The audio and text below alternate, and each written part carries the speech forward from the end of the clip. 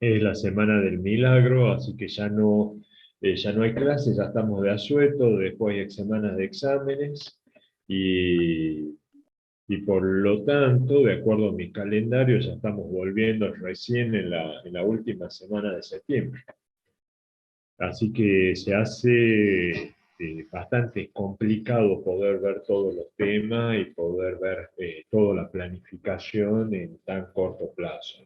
Normalmente cuesta bastante porque se llega muy justo a fines de noviembre, y esto va a ser todavía aún más complicado. Profe, buenas noches. ¿Y el jueves Sí. 16 no tendríamos tampoco Eh, práctica? no, sí, sí, el jueves 16 sí, el jueves 16 sí va a haber práctica. No desaprovechemos fechas. Gracias, profe. De nada, señor. Muy bien. Estoy con dos pantallas tratando de pilotear esto. Sí, vamos bien, se están uniendo, chicos. Vamos, ¿cuánto estamos conectados? 87, siguen llegando. Bueno, a medida que vayan llegando, los voy admitiendo.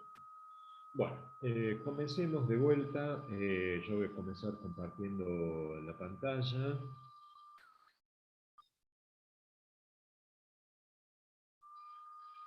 Y voy a poner la grabación. Los exámenes finales son en octubre, sí, tienes razón.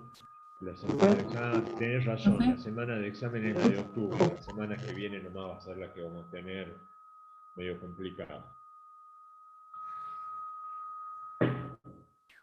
Bien. Bien. Me escuchan bajito, dice. A ver, ya le voy a dar más volumen.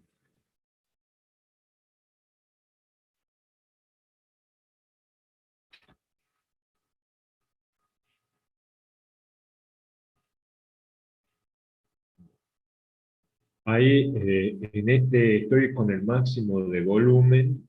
No sé si me están escuchando bien ustedes Sí, ahora. profe, se escucha Sí, bien. profe.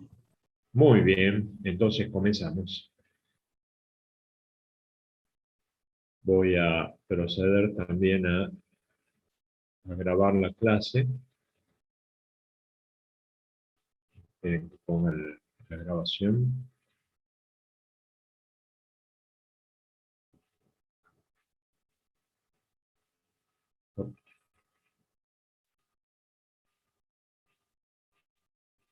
Vimos. ¿Dónde estás? Grabación. Cloud. Recording in progress.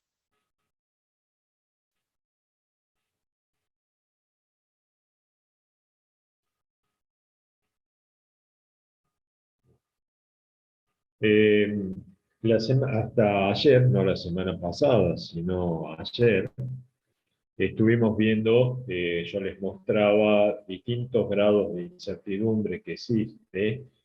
Nosotros vamos a trabajar con grados de incertidumbre en todo lo que es el proceso decisorio.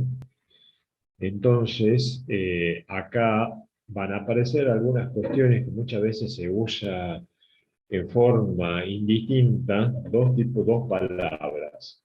Una palabra es riesgo y la otra palabra es incertidumbre.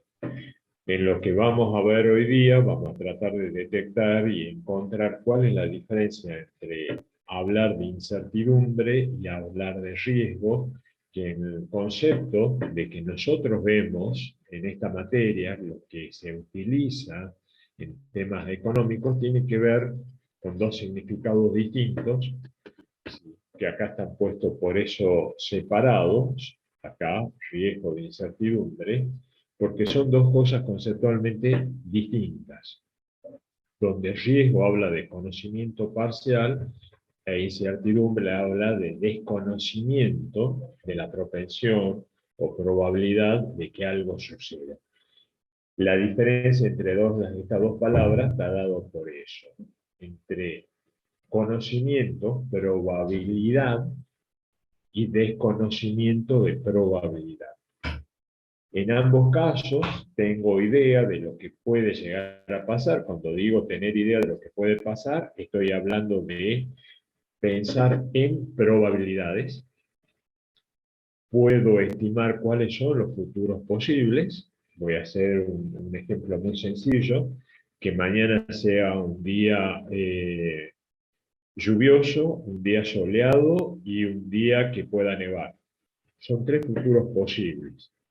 ¿Cuál es la diferencia entre riesgo e incertidumbre? En que en el riesgo voy a tener la probabilidad de ocurrencia de cada uno de esos futuros. La probabilidad de que mañana sea un día frío es del 45%, de que sea, perdón, dije un día lluvioso, que sea un día lluvioso, la probabilidad es un 45%, que la probabilidad de que sea un día soleado sea de un 55% y de que sea un día en el que vaya a nevar un 5% de probabilidad. Eso es pensar en riesgo, porque en función de la probabilidad, un conocimiento parcial. ¿Por qué parcial? Porque conozco algo, futuros posibles. Y parcial porque solo conozco la probabilidad de ocurrencia.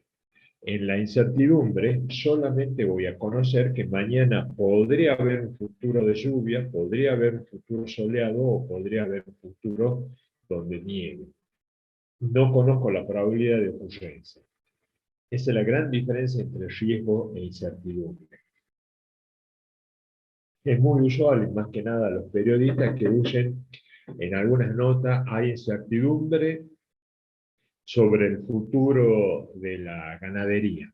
Ahora bien, la incertidumbre está dada porque no se conoce lo que va a pasar o no se conoce la probabilidad de ocurrencia de los futuros. Que se puede exportar, que no se puede exportar, que se tenga que cancelar las exportaciones, que se tenga que volcar todo al mercado interno. ¿Cuál es ese futuro? La incertidumbre conoce el futuro, no conoce la probabilidad de ocurrencia. Cuando hablamos, ayer me predecían sí, porque queremos evaluar mejor los riesgos, poder asesorar mejor a nuestro cliente en función del riesgo posible. Lo que tenemos que entender es que si estamos hablando de riesgo, lo que estamos hablando es de decir, puedo conocer en lo futuro y puedo conocer la probabilidad de ocurrencia. Puedo saber si, y vamos a hacer ejercicio de esto, la probabilidad de que el dólar baje es de tanto, la probabilidad de que se incremente el valor de las acciones argentinas en el mercado de Nueva York es de tanto, la probabilidad de que aumente el precio de la soja es de tanto. Podemos conocer estas alternativas, estos futuros alternos, y conocemos la probabilidad de ocurrencia. Y cuando digo probabilidad de ocurrencia estoy diciendo esto, muy estadístico, no es algo seguro, es una probabilidad. El hecho de que mañana tenga una probabilidad de 45% de que vaya a llover es una probabilidad alta, pero ¿significa que mañana va a llover? ¿Significa necesariamente eso? Esto es estadística, no estoy haciendo una pregunta de estadística. ¿Sí? Si yo les digo, mañana los meteorólogos dicen una probabilidad de lluvia del 45%. ¿Mañana necesariamente va a llover? No, es una probabilidad. Y yo digo que mañana va a nevar con un 5% de probabilidad. Podría darse, aún teniendo, le digo que la probabilidad de que mañana nieve es del 0,1%. Es poco probable, pero dentro de la estadística, ¿podría darse un escenario en el que mañana haya una nevada? Sí, es probabilístico. Entonces, hay que interpretar muy bien esto, de entender el manejo de las probabilidades, porque muchos se casan con decir, se va a dar el futuro que tiene es más probable. No, esto es probabilístico. Estamos manejando probabilidades, no garantías de resultado. Algo distinto de la certeza, ¿sí?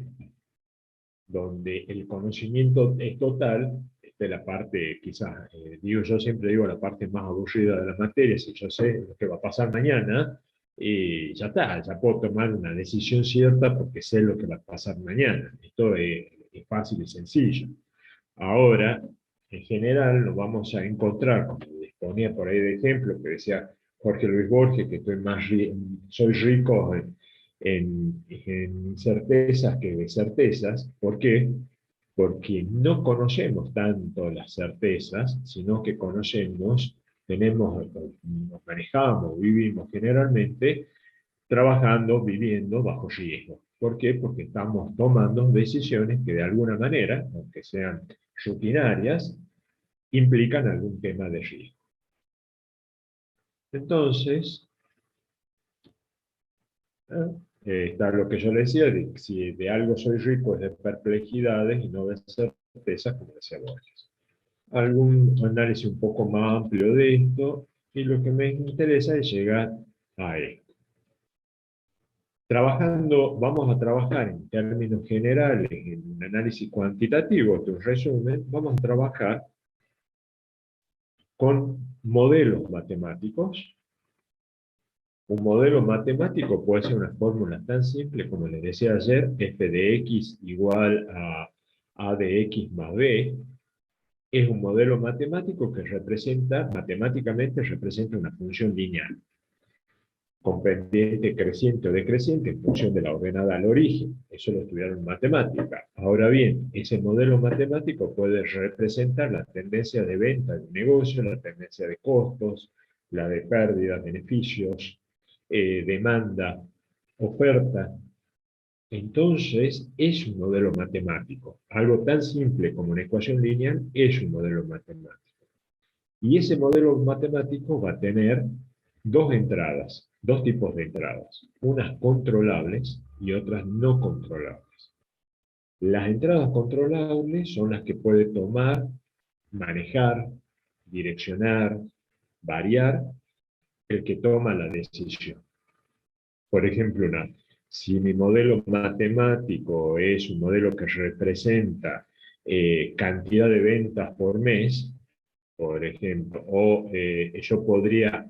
estamos tratando de modelizar las ventas de un negocio, una variable controlable por el decisor, por el propietario del negocio, es la cantidad de materia prima, cantidad de productos que puede tener en sus góndolas para poner en venta.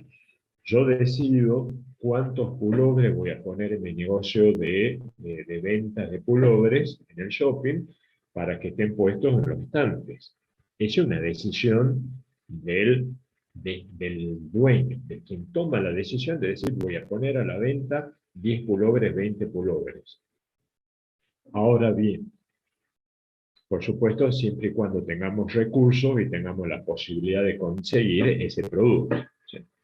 Pero ahí aparecen entonces otras entradas que son no controlables, que no son, como dice la palabra, no son controladas por el decisor. El decisor no puede controlar la demanda, el decisor no puede controlar el gusto de sus clientes. El decisor no puede controlar en qué momento el cliente va a decidir comprar un pullover nuevo. Entonces, el dueño de este negocio que está en el shopping y que vende ropa, tiene que tomar decisiones bajo riesgo. ¿Por qué? Porque va a decir, voy a poner a la venta 10 pullovers. ¿De qué tamaño? ¿De qué color? ¿Pongo más del color rojo o más del color verde? Eso lo maneja de alguna manera el propietario, quien decide colocar los pullovers a la venta. Pero las otras variables, no puede salir a buscar a la gente al patio de comida del shopping y obligarla a que entre a su negocio a comprarle algo. No, la gente tomará la decisión o no de comprar en función de lo que vea en la vidriera, del precio, del gusto, de la necesidad, de lo disponible. Entonces, la demanda es una variable no controlable, por ejemplo, el clima es una variable no controlable, por lo tanto, sobre muchas variables controlables no podemos ejercer ni siquiera influencia.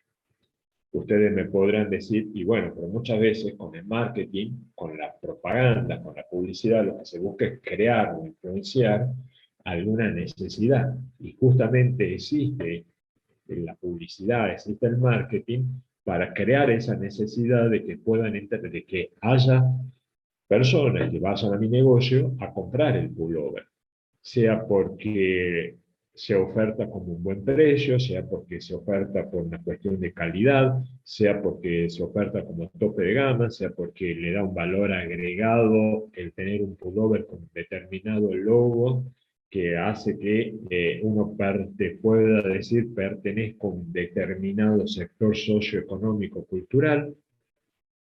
Todo eso, ¿qué hace?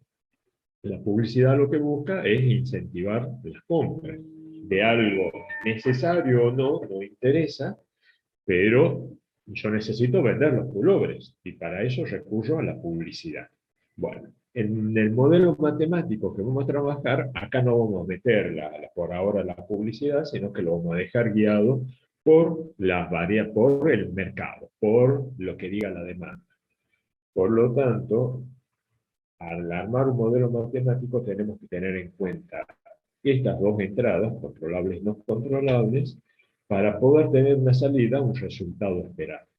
Esto es hablar de un análisis cuantitativo, porque estamos hablando con modelos matemáticos, fórmulas matemáticas, algo que podamos representar objetivamente mediante un modelo matemático. El modelo puede ser tan fácil como una función lineal, puede ser un sistema de ecuaciones, puede ser una curva de regresión, dependerá de para qué lo queremos utilizar y cuál es el modelo más aplicable a nuestro negocio.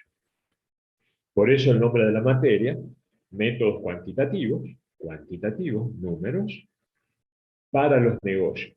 ¿Sí? Para hacer negocios, estamos hablando acá para esto. Y esto es marcado de un tema global que se llama teoría de la decisión. Bien, ¿vamos bien hasta ahí, chicos? Profe, Sí, señor. ¿puedo hacer una consulta? Entonces Sí, la, por la favor. entrada no controlable no la podríamos cuantificar. La vamos a cuantificar de alguna manera. No te preocupes, la vamos a cuantificar.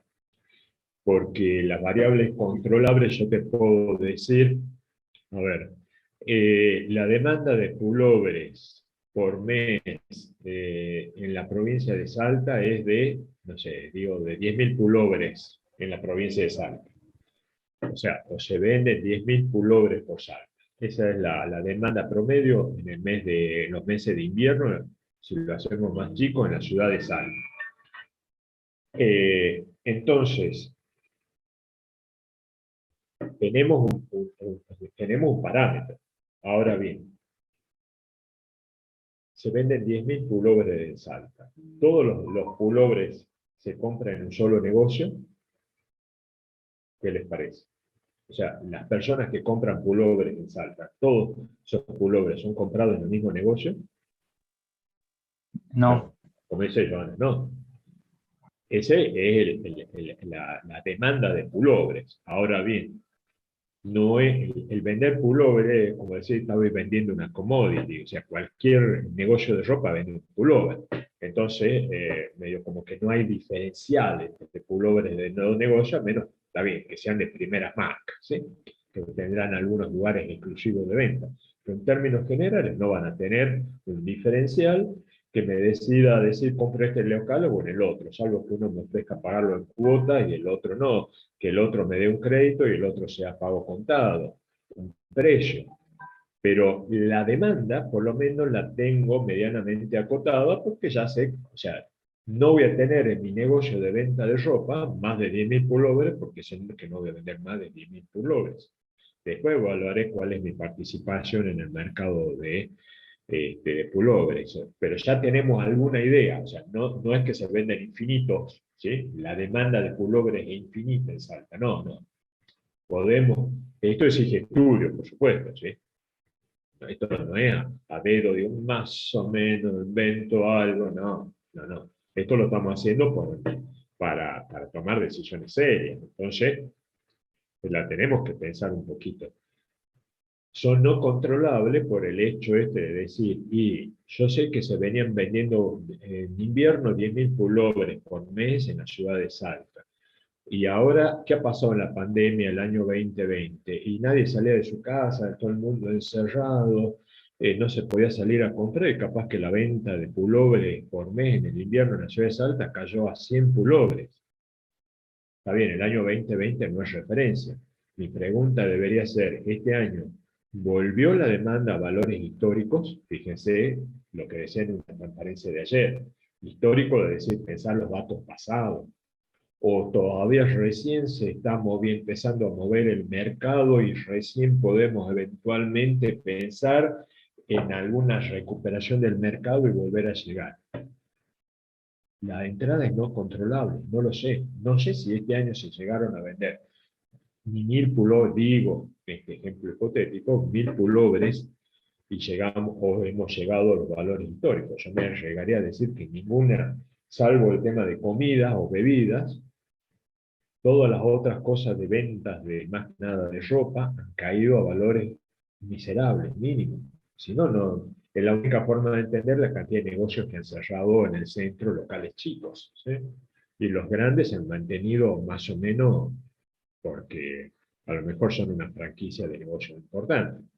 Eso es lo que hay que entender, ¿sí? Y poder dar explicaciones. ¿Vamos bien, chicos? Sí, profe. Bien. Esto es un ejemplo que yo saqué de una clase, de un curso de posgrado que tomé de econometría, que se armó, está puesto como ejemplo, para ver cómo convertir el grado de felicidad en una ecuación matemática. O sea, hasta en ese sentido, los que manejamos y vemos números, tratamos de hacer algún tipo de simplificación para poder llegar a valores matemáticos. Por supuesto, estos son juegos de uso de modelos matemáticos más o menos creíbles, más o menos aceptables. No importa, seguimos. ¿Sí? Entonces, fíjense, el modelo, que no me acuerdo qué universidad encontró, el modelo matemático para explicar la felicidad en función del tiempo. Todo, ¿se acuerdan ustedes de matemática, de sumatorias, integrales y derivadas? Si se acuerdan, acá está la explicación. No, esto no es tema, esto es solamente venía como un tema anecdótico de cómo nos gusta modelar las cosas. ¿Qué es lo que vamos a ver? Ya acá entramos, ¿qué es lo que vamos a ver durante el curso de este año? Vamos a tener enfrentamientos con estados naturales, cuando decimos estados naturales con la naturaleza. Eso va a implicar encontrarnos de situaciones de certeza, donde van a tener un único futuro, quiere decir que la probabilidad de ese futuro, de ese escenario, es del 100%, probabilidad 1.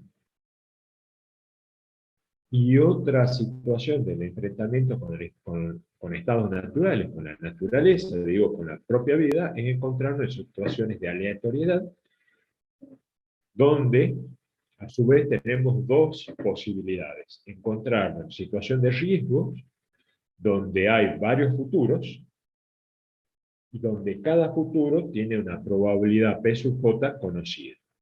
El decir varios futuros, digo más de uno, ¿sí? Cuando hay uno solo, es una certeza. El hecho de tener dos futuros posibles, dos escenarios posibles, que mañana existan dos posibilidades de situación de clima, que existan dos posibilidades de resultados por alguna situación, dos resultados posibles de valores del dólar, de acciones, de cuestiones financieras, de tasas de mercado, al menos que existan dos valores, dos escenarios posibles, ya estamos hablando de riesgo. Si adicionamos que le conocemos la probabilidad, porque si no conocemos la probabilidad de ocurrencia de esos futuros, nos encontramos en una situación de incertidumbre. La probabilidad de ocurrencia, la probabilidad P sub J, es desconocida. Y cuando digo desconocida, desconocida, no digo este es más probable que el otro, este podría... No. Cuando hablamos de incertidumbre y tenemos varios futuros, no sabemos con qué probabilidad se puede presentar cada uno de ellos. Y en la teoría de decisión hay otra situación que no lo vamos a ver en este curso, menos este cuatrimestre, digo, por el tiempo, me gusta, pero no llegamos, es el enfrentamiento con oponentes racionales. O sea, cuando hay que tomar decisiones, cuando nos enfrentamos no con la naturaleza, ¿sí? La libre demanda, la libre oferta y la libre demanda, sino con un oponente racional. En esas situaciones, las decisiones se basan en la teoría de juegos. Perdón, en la teoría de juegos. Yo les pongo como ejemplo clásico, es el tema de jugar al ajedrez. El jugar al ajedrez es básico para entender la teoría de los juegos. El jugar a las damas, el jugar bien jugado, por supuesto, al póker, al póker, incluso al truco, o sea, una teoría de juego donde nos enfrentamos a un oponente, y esto es aplicable, por ejemplo, es muy aplicable en la publicidad o en una guerra de precios, donde yo digo, a ver, estamos hablando de mercados competitivos, no mercados monopólicos. El almacén del frente, y esto yo siempre lo traigo como ejemplo y como anecdótico, en la calle Pueyrredón, allá arriba, antes de llegar al hospital privado de Tres Cerritos, en una esquina de un pasaje, dos negocios, más o menos del mismo tamaño, drugstore, vendiendo de todo un poco. Un día paso por ahí, el pizarrón de uno decía queso cremoso, el kilo, no sé, a ver cuánto tiene, 100 pesos, tiro un número, 100 pesos. Al día siguiente, el del frente había puesto una pizarra del mismo tamaño, queso cremoso, 98 pesos el kilo. A la tarde, el del otro ya lo había puesto a 96 pesos el kilo. Y estaban así, mañana y tarde iban bajando 2, 3, 5 pesos, hasta que uno puso queso cremoso, precio 2 pesos menos por kilo que el del frente, directamente. Entonces, esto era un enfrentamiento entre oponentes racionales y ganó el más creativo. De los dos negocios quedó el más creativo. El otro no, hubo varios cambios de dueños, pero no sobrevivió. Ahí me pregunta Romina, ¿los oponentes racionales se vinculan con las entradas controlables? No, porque acá ya estamos hablando de un modelo distinto que en el enfrentamiento a la teoría de los juegos, donde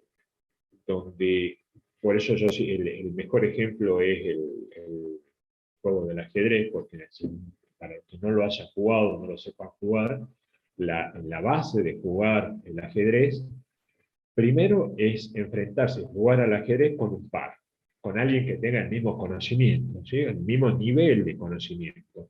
El ajedrez no sirve jugarlo, salvo para enseñanza, por supuesto, salvo para enseñanza, con alguien que tiene mucho menos conocimiento que uno. Tiene que ser un verdadero juego de ajedrez, se juega entre dos oponentes que tienen el mismo nivel de conocimiento, experiencia, capacidad.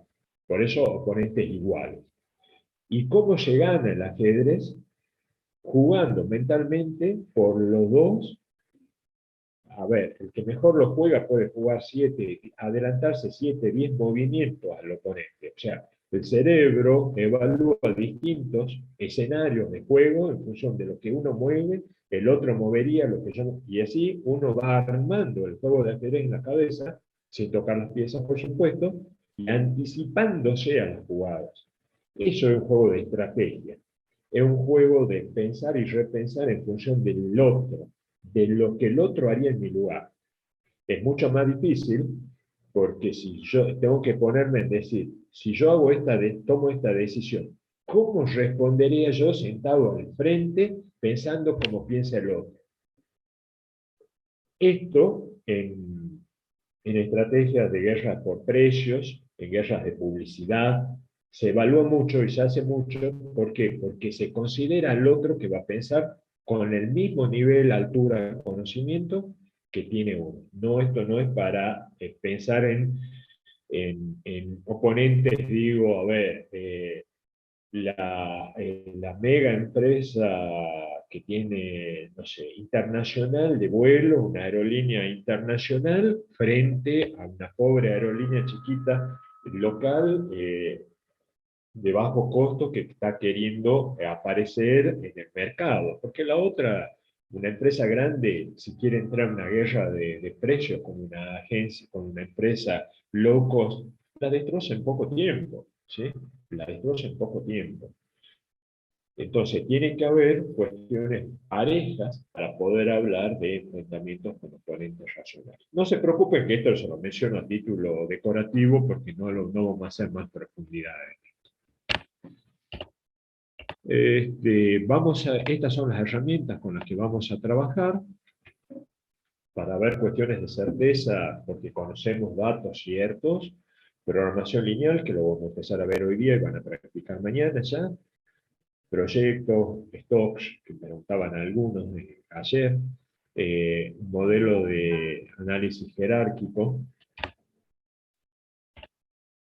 El riesgo vamos a trabajar con análisis de decisiones, programación de proyectos, con modelos de inventarios también, bajo situaciones de riesgo, líneas de espera. Vamos a hacer simulación para evaluar riesgos, pronósticos, acá ya los quiero ver, esto es mucho matemática y estadística. Incertidumbre, vamos a usar mucho las simulaciones, incertidumbre se usa muchísimo la simulación. Vamos a trabajar con criterios pesimistas, optimistas, Hurwitz, la matriz de los lamentos, que me encanta a mí trabajar con esa. Son distintos criterios para tratar de resolver distintas situaciones problemáticas en las que tenemos que tomar alguna decisión. Todas estas cosas las vamos a ir viendo. Algunas cosas las vamos a ver más en profundidad, otras las mencionaremos, o no las daremos, por supuesto, lo que no se ve no entra en parcial, ¿sí? Eso está claro. Vamos a trabajar ahora para hacer un poquito amena la clase, vamos a trabajar también con presentación de casos. Esto normalmente en el parcial yo hago preguntas en la parte teórica para saber si han prestado atención a detalles, si han estado escuchando la presentación de los casos, si han participado. Después de la presentación de un caso vamos a tomarnos 2 o 3 minutos para algunas opiniones y después vamos a seguir. De estas transparencias faltan pocas, pero me interesa que escuchen. El audio está en inglés, pero tiene los subtítulos en castellano. Esta es una entrevista de hace mucho tiempo, pero a la señora, vamos a ver el primero nada más, a la señora Ursula Barnes, que fue CEO de la empresa Xerox, y va a hablar de cosas que venimos viendo hasta acá. Me interesa que lo escuchen, no me anticipo para nada, no me voy a anticipar, prefiero que escuchen primero. Primero voy a hacer un control de, más que nada, de audio para ver si se escucha bien. Si ustedes me dicen que se escucha bien, vamos para adelante. Bien.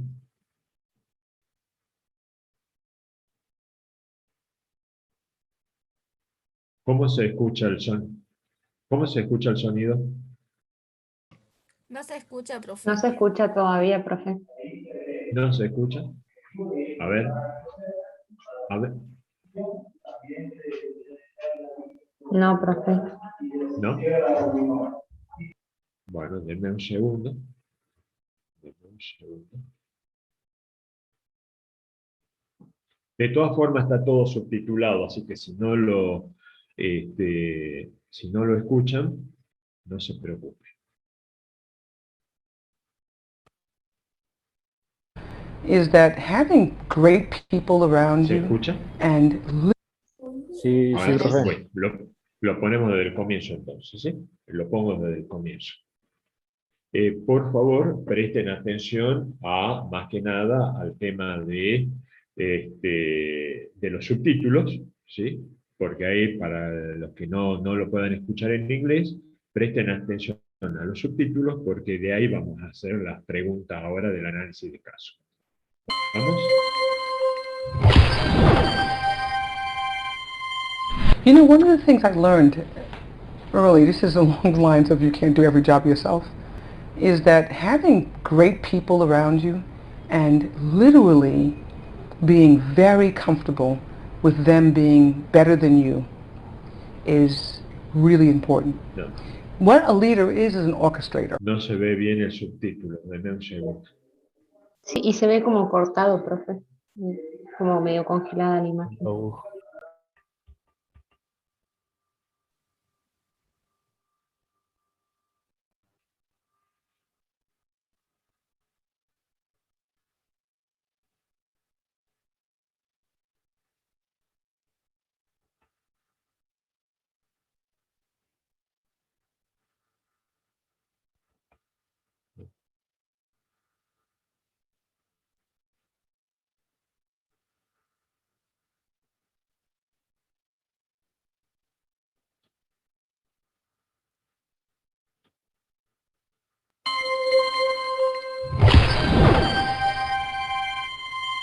You know, one of the things I learned early, this is along the lines of you can't do every job yourself, is that having great people around you.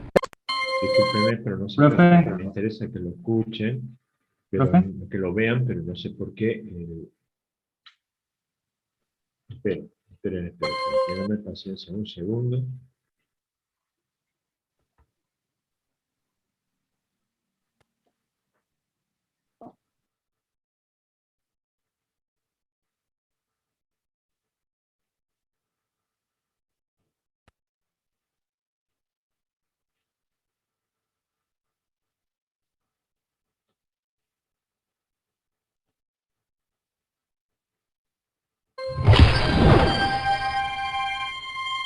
You know, one of the things I learned early, this is along the lines of you can't do every job yourself, is that having great people around you and literally being very comfortable with them being better than you is really important.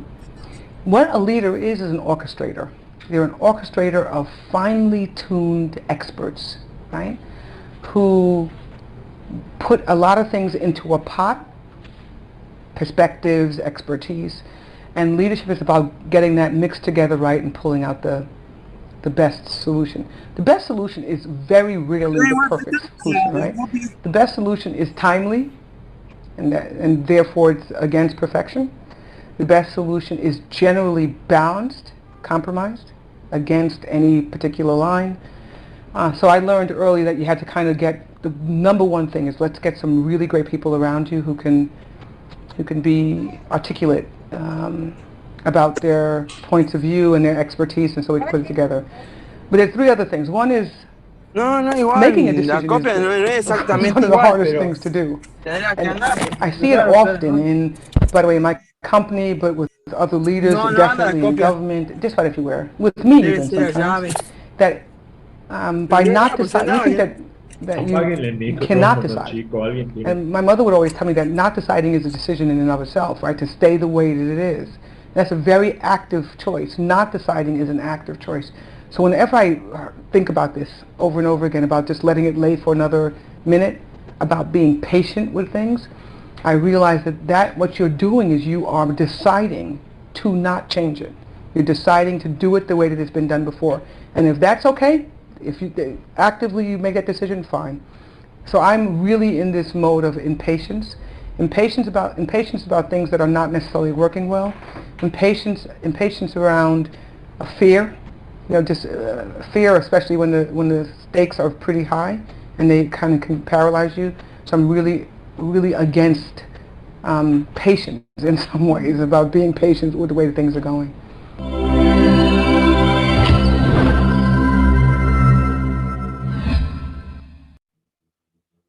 Bien, salvo por ahí una interrupción, les pido a todos, por favor, que tengan la amabilidad de tener apagado el micrófono para que no se meta el ruido externo y podamos escuchar mejor.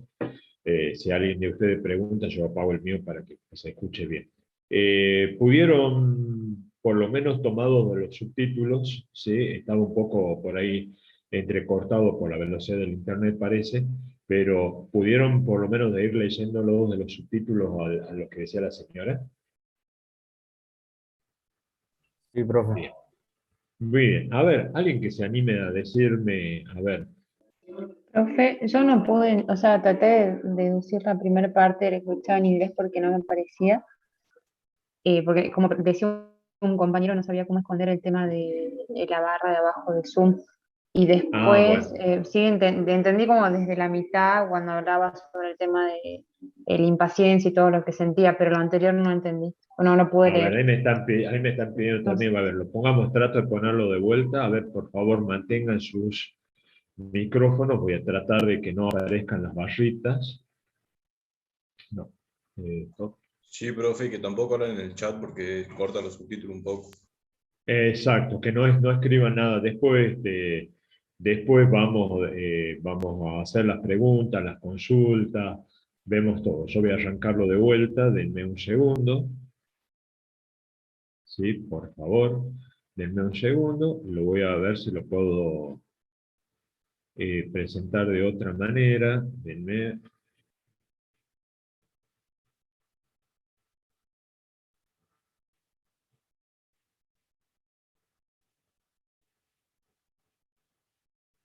Lo que pasa es que aparte el Zoom consume mucha memoria.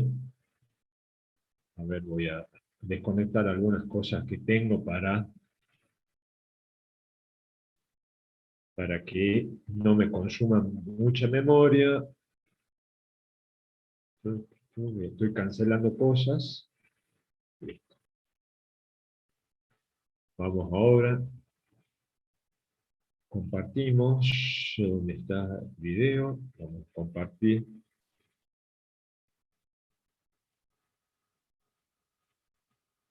Esperen.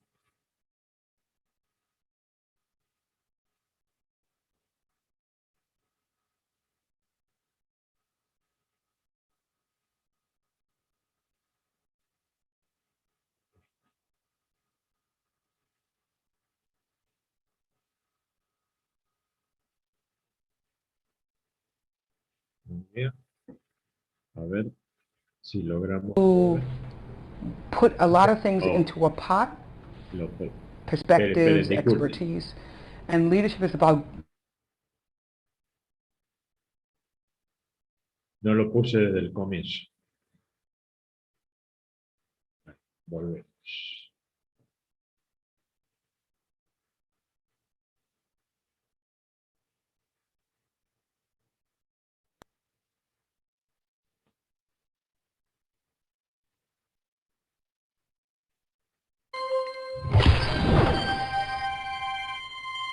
You know, one of the things I learned early, this is along the lines of you can't do every job yourself, is that having great people around you and literally being very comfortable with them being better than you is really important.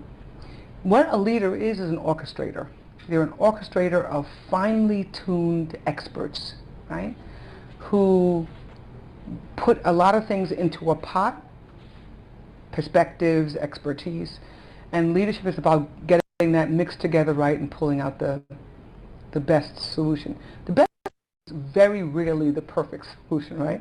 The best solution is timely, and therefore it's against perfection. The best solution is generally balanced, compromised, against any particular line. So I learned early that you had to kind of get, the number one thing is let's get some really great people around you who can be articulate about their points of view and their expertise, and so we can put it together.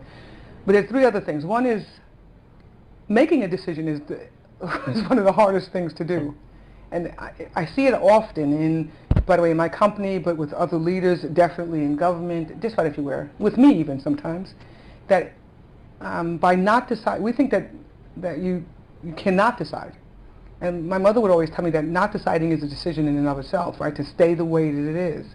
That's a very active choice. Not deciding is an active choice. So whenever I think about this over and over again, about just letting it lay for another minute, about being patient with things, I realize that what you're doing is you are deciding to not change it. You're deciding to do it the way that it's been done before. And if that's okay, if you actively you make that decision, fine. So I'm really in this mode of impatience about things that are not necessarily working well, impatience around a fear, just fear, especially when the stakes are pretty high and they kind of can paralyze you. So I'm really against patience in some ways, about being patient with the way that things are going.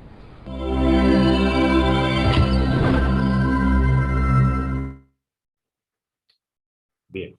Mejor ahora para escucharlo, creo, y de, a ver, sin hacer comentarios en el chat, yo creo que ahora ha estado mejor. A ver, escucho, a ver, que algunos nos tomamos por eso un par de minutos, que lo escriban por el chat o lo digan, a ver qué punto, esto es un estudio de caso, ¿qué es hacer un estudio de caso? Ver una situación, esta entrevista es real, la señora esta fue directora muy exitosa de la empresa Xerox hace algunos años, de lo que escucharon. pero o leyeron en los subtítulos. ¿Qué les parece como cuestiones resaltables, analizados desde lo que vimos hasta ahora? Fíjense, tenemos la clase de un día, pero vimos muchas cosas que se podrían extraer de este caso real. A ver, ¿quién se anima a comentar algo? Yo, profe, Dale. lo que más me llamó la atención es la parte que dijo que el liderazgo se trata de hacer la mezcla correctamente y lograr la mejor solución. Bien. Acá Ignacio dice que no tomar una decisión es una decisión. Bien. La idea de que no tomar decisiones es una decisión, y esta influye completamente en el estado actual donde estoy, donde pudiera estar. Bien. Profe, la importancia de rodearse con gente que sume, contribuye a mejores tomas de decisiones, que las decisiones no son perfectas, sentirse. Bien, bien.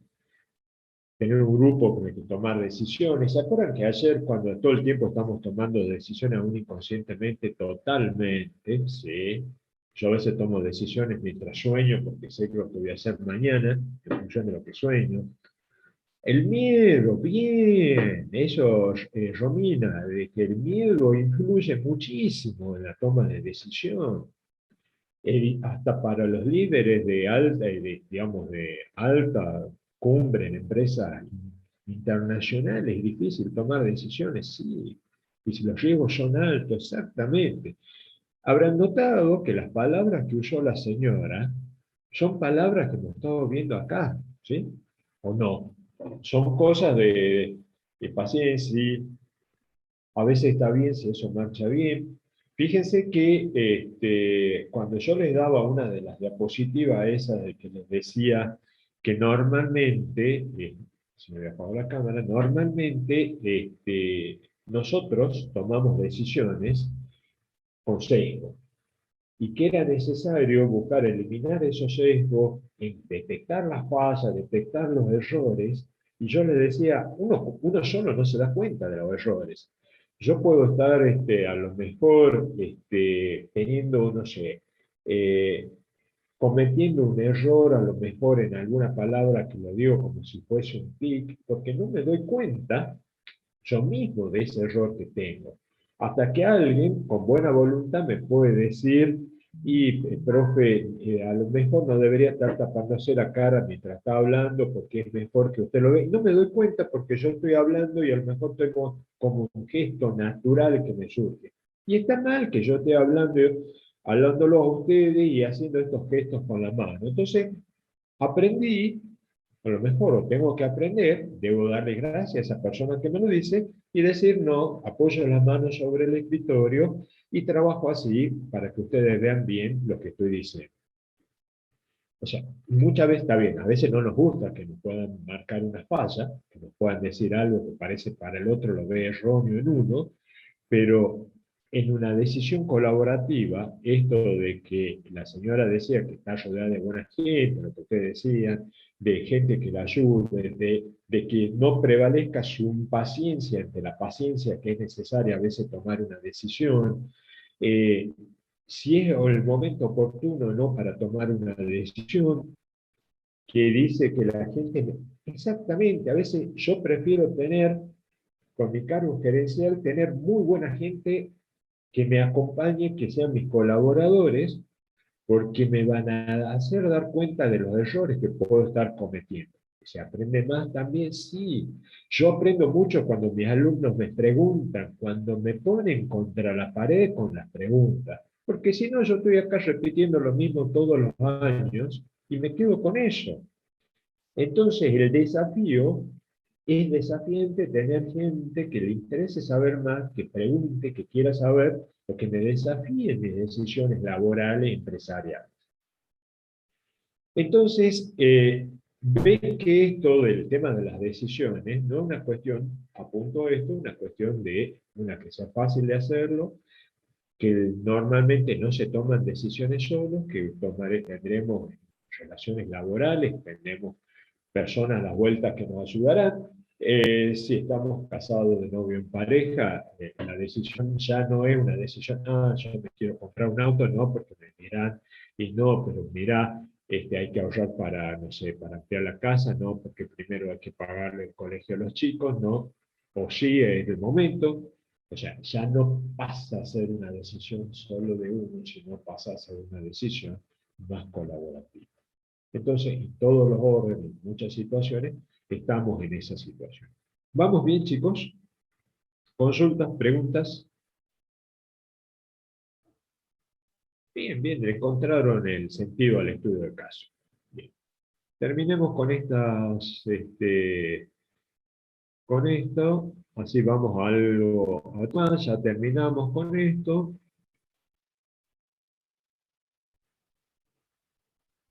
Espérenme que no puedo poner la presentación.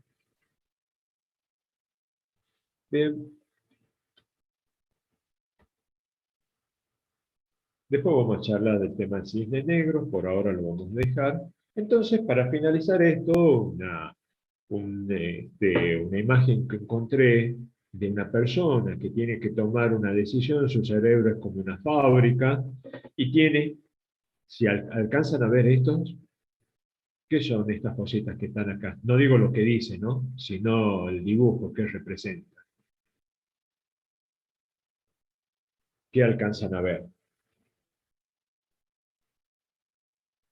¿Distinguen qué son estos palitos azules? Lo que tiene en cuenta a la hora de enfrentar una situación, de tomar una decisión. ¿No? Son todo lo que nos Este, define como personas, las distintas cosas ajá, que están las sí. creencias, los valores, que todos tenemos creencias, valores distintos que lo hacen hacer a uno quien son. Por eso no hay dos No son personas iguales en el como mundo. se refiere a la imagen en sí, al objeto, digamos. ¿No son como Sí, manitas? ¿No son no, como las Luciana, manitas? Luciana, Luciana lo dijo correcto, son cuchillos que clavan nuestro cerebro al momento de tomar decisiones. Es cierto lo que vos decías, son creencias, son lo que nos define como personas, valores, análisis, para emociones, decisiones, memorias, creencias, información, criterio, pero son cuchillos. ¿Por qué son cuchillos? Porque nos presionan. O sea, ¿por qué? Porque no sé, valor religioso puede condicionarnos en una toma de decisión. Mientras más profunda y más arraigada sea la creencia religiosa, más influye en nuestras decisiones. Mientras menos creencias, a lo mejor religiosas, mientras menos éticos seamos, que está mal, y yo decía en términos éticos para no pensar que esto solamente porque tenemos que tener todo alguna afinidad religiosa, pero al menos un sentido ético de la vida, ese sentido ético también condiciona nuestros criterios, porque si viene alguien y te dice, para tomar, muy bien, bien, Carolina, por tu ejemplo, exacto, lo está diciendo como algo vivido, ¿sí? Entonces, ahí dice Carolina, a mí me pasó, profe, en los religiosos para tomar una decisión. Exacto, o sea,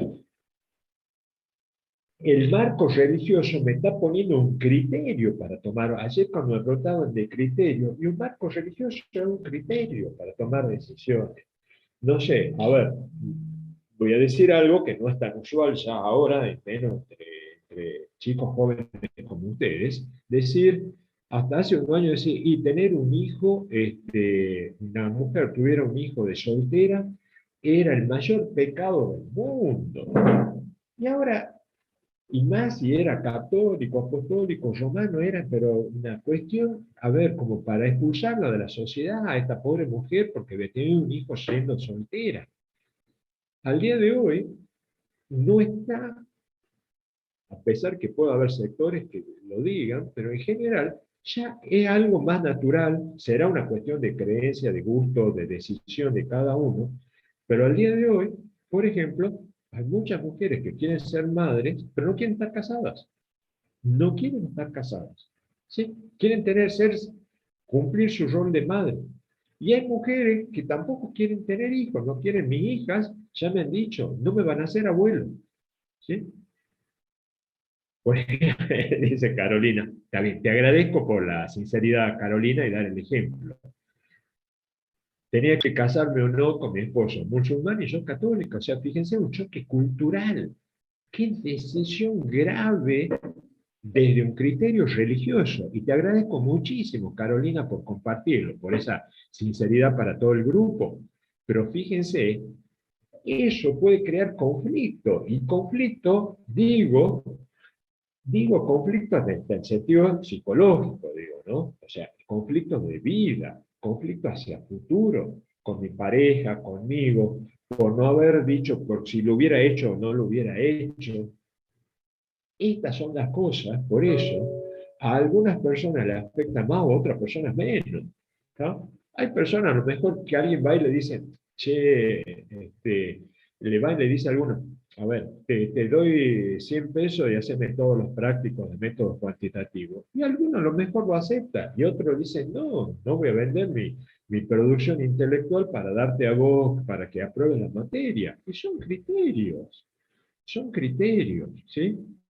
El que alguien vaya para hacer un trámite administrativo en alguna dependencia gubernamental y para agilizarlo le diga, che, te paso algo y por debajo del escritorio y vos apurame el expediente.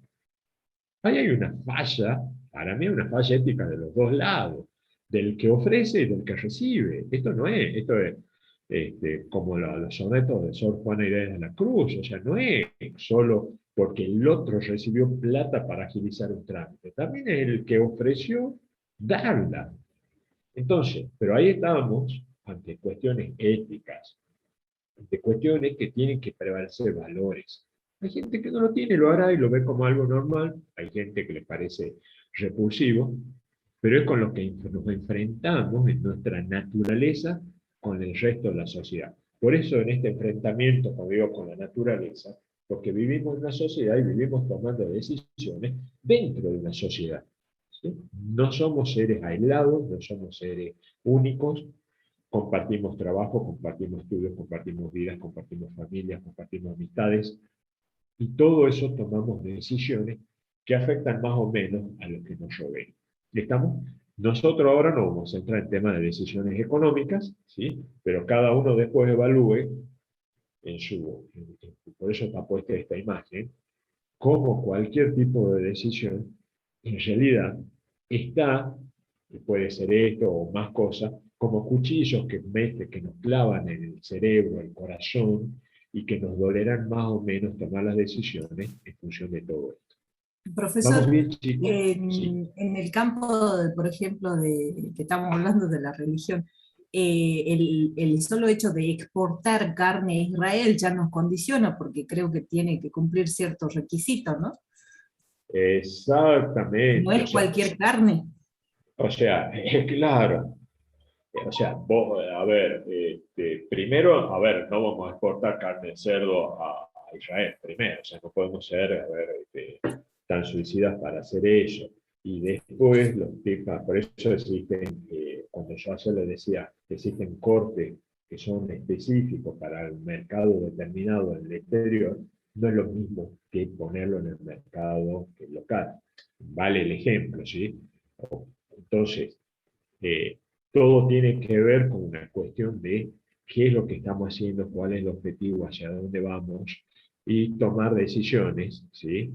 Acorde, o sea, es como decidir, invitamos a un amigo, valga esto de la cuestión religiosa, decir, y tengo amigos judíos, pero no los voy a invitar ese día a comer un lechón a mis amigos judíos, o sea, tengo que ser ubicado. Pero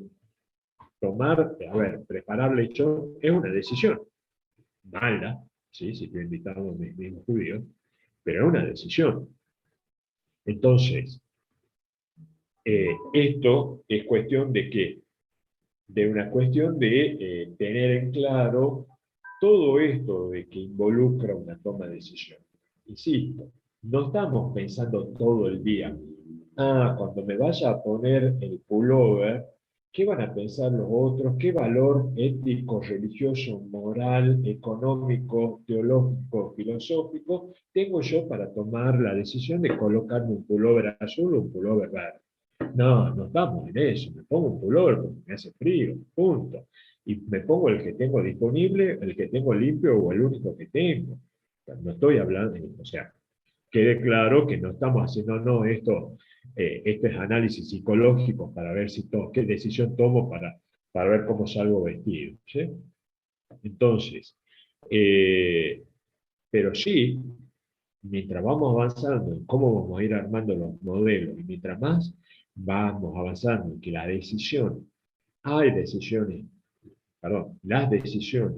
tienen un alto grado de subjetividad, aún en las empresas grandes, donde hay un CEO, hay gerentes regionales o vicepresidentes, gerentes de áreas, cada uno también está influenciado por sus decisiones personales al tomar las decisiones.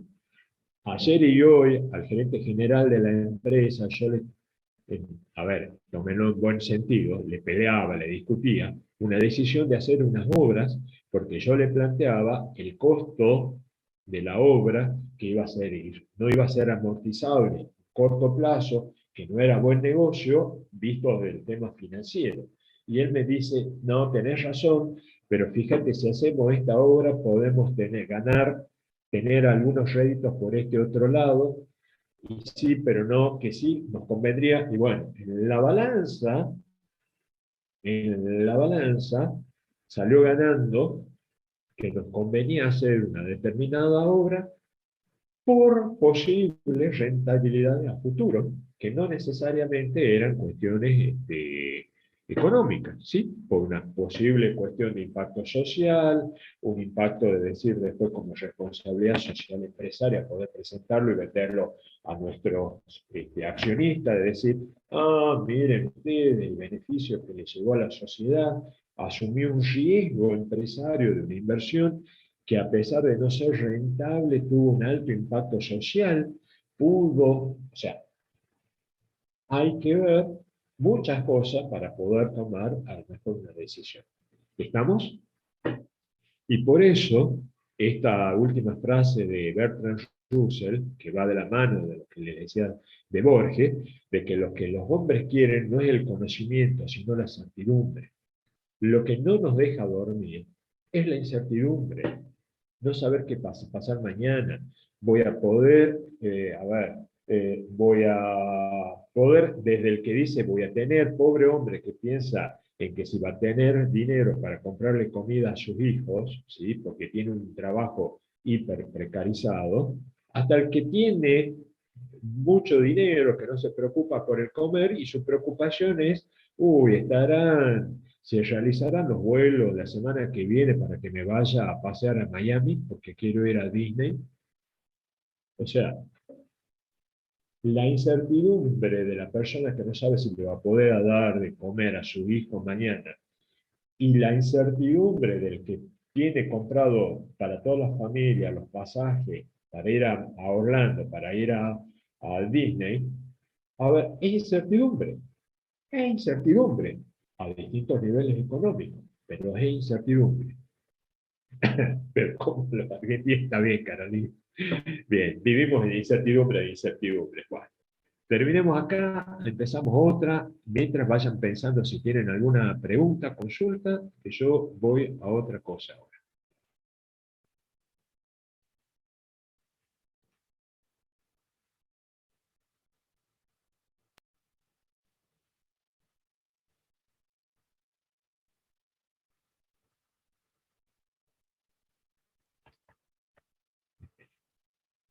Esperen que me equivoqué de diapositiva.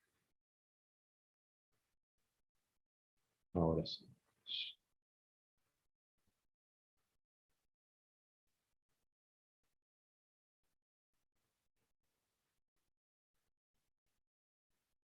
Bien, el tema que vamos a ver es el tema de programación lineal. Estos ya van a ser trabajos, resolución de problemas, mañana con Natalia. ¿Cuánto se debe ganar para considerar que un negocio es rentable? ¡Qué pregunta! A ver, esto depende de los inversores. ¿Ustedes ya hicieron administración financiera? Estimo que varios la deben haber cursado ya, o la están cursando. Sí. Yo la estoy cursando. Bien, cuando ustedes hacen evaluación de de proyectos, uno de los, a ver, y son modelos, una de las fórmulas que se utilizan, pero son modelos. Hay dos fórmulas clásicas que se utilizan para evaluación de proyectos, que uno es el valor actual neto y otro la TIR, la tasa interna de retorno. En función de que el valor actual neto sea positivo, indica que un proyecto es rentable, que genera riqueza. No digo riqueza en el sentido de que nos hacemos millonarios, sino que genera valores positivos, genera ingresos, ¿sí? No pérdidas. En ese sentido es que genera riqueza.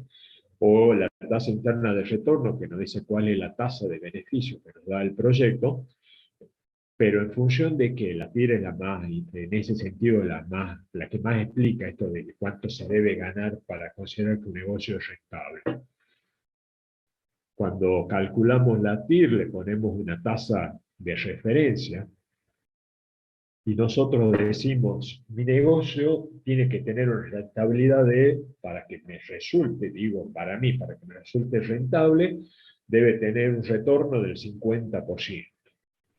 ¿Por qué puedo decir eso? Porque en general, para calcular una tasa de referencia, una tasa de descuento en la BAN, se toma primero una tasa libre de riesgo. Si lo tomamos acá, en general para proyectos internacionales se toma la tasa de descuento libre de riesgo del Tesoro de Estados Unidos, que está generalmente en el orden del 5%, bonos del Tesoro. O sea, eso tiene una compensación, un retorno, un 5% muy bajo, porque es una inversión segura. Ustedes, si estuviéramos viviendo en Estados Unidos y mi abuelo hubiera invertido $100.000 en bonos del Tesoro, y esos bonos del Tesoro se los fue pasando a sus hijos, a sus nietos, fueron pasando de generación en generación, no importa en qué momento el tenedor de esos bonos tiene asegurado el cobro. No hay forma de que se pierda esa inversión. ¿Por qué? Porque lo van a cobrar. Por eso, como la seguridad es extrema, la compensación es baja. A mayor seguridad, menos riesgo. O sea, al decir que es más seguro el negocio, menos riesgoso es, por lo tanto, la compensación es baja. Por lo tanto, esa se toma como tasa libre de riesgo. Acá en el país se puede tomar la tasa pasiva de Banco Nación para los plazos fijos como una tasa libre de riesgo. Al día de hoy está en el orden de 30% anual, porque esa tasa, ese plazo fijo está garantizado por lo menos a ese valor, un determinado valor, por el Banco Central. A partir de pensar en una tasa, entonces, por lo tanto, si yo voy a hacer una inversión de $1 millón de pesos, $1 millón de dólares, 10 millones de pesos, el número que quiera, yo, si hago la inversión es porque voy a ganar más de lo que invierto en un plazo fijo, porque si encima voy a hacer tengo $1 millón de pesos para hacer un negocio con alta probabilidad de perder la plata, y no me va a dar un beneficio mayor que el plazo fijo, y prefiero poner la plata en plazo fijo porque sé que la voy a recuperar. Es cierto lo que dice Javier. Bueno, el 37 no compensamos la inflación. Bueno, ahí yo te diría el número que tengo, que manejamos en la empresa, sacado de Banco Nación con los índices, nos estaba dando no superior al 31, no metamos todavía la inflación, ¿sí? Que eso le sigue sumando. ¿Por qué? Porque a la tasa libre de riesgo hay que sumarle el riesgo propio de la actividad empresaria en la que se está haciendo el negocio. Habrá empresas que tienen un bajo riesgo y empresas que tienen un alto riesgo. Una inversión petrolera tiene un alto riesgo, las empresas distribuidoras de energía tienen una baja tasa de riesgo. Y a partir de ahí es cuánto quiere, pongámosle que sumar la tasa libre de riesgo. Le sumo la tasa propia del sector industrial en el que se le va a hacer la inversión. Le sumamos la inflación, que ya ahí nos tira abajo cualquier proyecto. Pero ya estamos hablando de fácilmente un 70%. O sea, que si yo quiero invertir y todavía ganarle a la inflación, ganar más que un plazo fijo, tener asegurado el riesgo propio del sector empresarial, y tengo que tener por lo menos 70% de retorno. En un país como el nuestro, tener un 70% de retorno sobre inversión es una cuestión impensada, es de ciencia ficción. Salvo especuladores, el arbolito que se dedica a vender dólares, alguna cuestión medio marginal, no muy legal, pero si no, estamos hablando de valores altísimos de tener de retorno, que solamente son viables en términos de especulación. ¿Por qué se cree que las empresas serias internacionales se van del país? No solo porque no pueden sacar los beneficios, sino porque estos márgenes de ganancia que tienen que tener son altísimos, son inviables. En un mercado tan chico como el nuestro, tener esos beneficios, a ver, a lo mejor una empresa terminal, una fábrica de autos, tiene que vender 1 millón de autos por año para que sea rentable. Hoy leí en el diario que más del 40% de los autos de Salta tienen más de 15 años. Son autos viejos, con tecnología vieja. Pero estoy seguro que esa cantidad de personas que tienen esos autos no los cambian porque no están en condiciones de cambiarlo. No están en condiciones de cambiarlo. Distinto de un mercado americano, donde cada 2 años están teniendo un auto 0 kilómetros, 3 años. Y no estoy hablando de personas millonarias, estoy hablando de personas, de trabajadores. Habrá una diferencia entre, digamos, el auto 100.000, no sé, Vol, que se puede comprar una persona que tiene bajo ingreso, a comprar una camioneta escalade, un tope de gama, high premium, que pueda comprar a alguien que tenga muy buenos ingresos. Pero hay movilidad en el mercado. Ni siquiera nos podemos comparar con Brasil por el volumen de habitantes que tiene, y tiene un altísimo mercado que necesita productos, bienes y servicios. Entonces, es temeraria la pregunta, esto de decir, ¿y cuándo un negocio? No, cuando el negocio es rentable, cuando me da beneficios. Pero beneficios que superen todo esto, tienen que ser mayor que un plazo fijo, que le venzan a la inflación y que todavía esté al menos igual, sumados todos, sumado al riesgo propio del sector. Todo eso me va a dar un piso. Eso lo ven mucho en análisis, en administración financiera. ¿Sí?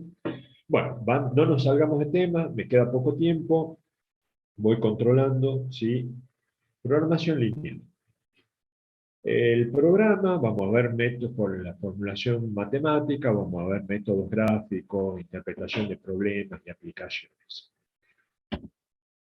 Libros base, el Anderson de métodos cuantitativos y el Munier, que se dedica exclusivamente a programación lineal. Acá tienen hartos ejemplos. Nos vamos a tratar, y lo vamos a ver, y ayer yo le nombraba, vamos a usar muchas herramientas informáticas para resolver problemas de programación lineal. Podemos usar las aplicaciones de celular, que ayer le nombraba, GeoGebra, Algeo, podemos usar Excel, podemos usar algunas de estas páginas que ayer yo les mencioné en la presentación. Vamos a usar herramientas de gráficas. El problema de las herramientas gráficas, que van a ser los primeros problemas que van a comenzar a ver mañana, y que algunos seguro vendrán en el parcial, la limitación de las resoluciones gráficas es de que solamente se pueden trabajar con 2 variables. ¿Por qué trabajamos en el plano? Cuando tenemos más variables de decisión, ya hay que recurrir a alguna herramienta informática. Moulier, la única desventaja que tiene, es muy bueno didácticamente, tiene muchos ejemplos, pero en el momento en que la persona esta lo escribió, no, digamos, no había un uso intensivo de computadora, las computadoras eran bien escasos y muy poco utilizados, no al acceso de la gran mayoría de la población. Hoy cualquier celular que ustedes tengan y que puedan descargar una de estas aplicaciones que le digo, GeoGebra, Algeo, tiene ya herramientas gráficas para poder resolver este tipo de problemas. Lo de Moulier es todo a mano, todo a mano. ¿De qué se trata la programación lineal? Primero, como su nombre lo dice, es de problemas donde las variables desconocidas, las variables que van a ser las variables de decisión, están elevadas a la potencia 1. Discúlpenme un segundo, por favor.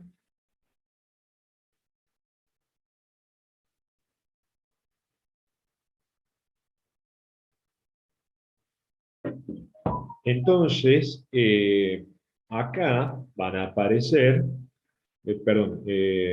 las variables de decisión, que van a ser las variables incógnitas, están elevadas a la potencia 1. Por lo tanto, la relación entre las variables va a ser lineal. Por eso primero se llama programación lineal, valga la aclaración, ¿sí? A pesar que pueda parecer obvio por el nombre del modelo, pero se llama así.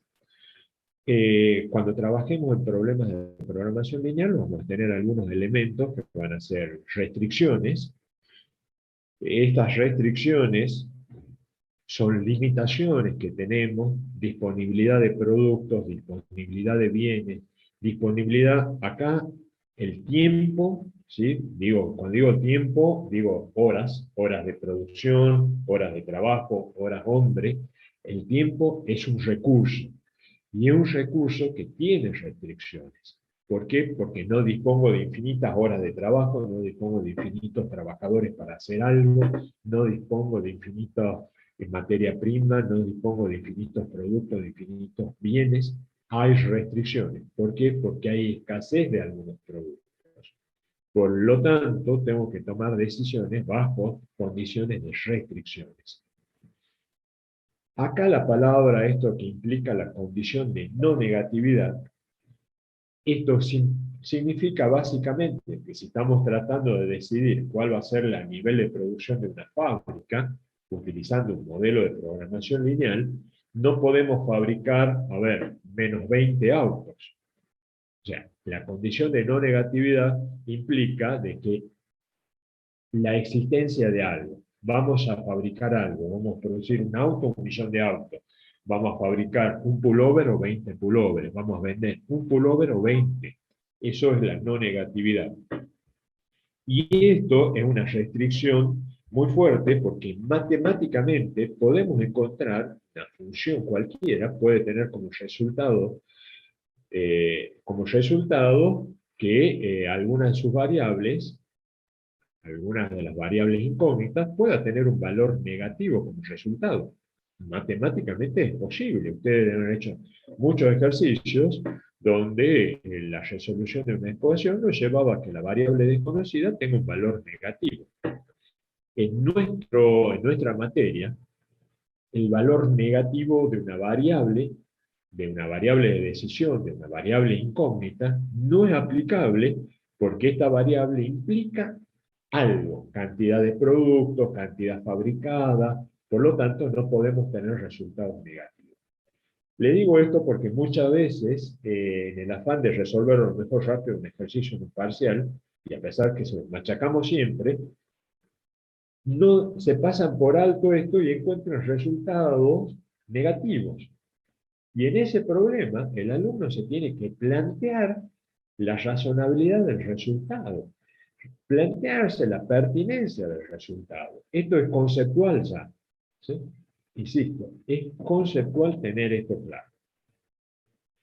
Después, otra característica, la relación lineal, que ya se los dije, entre los productos, artículos, variables intervinientes, porque no hay valores elevados a potencia por encima de 1, todos están elevados a la variable 1.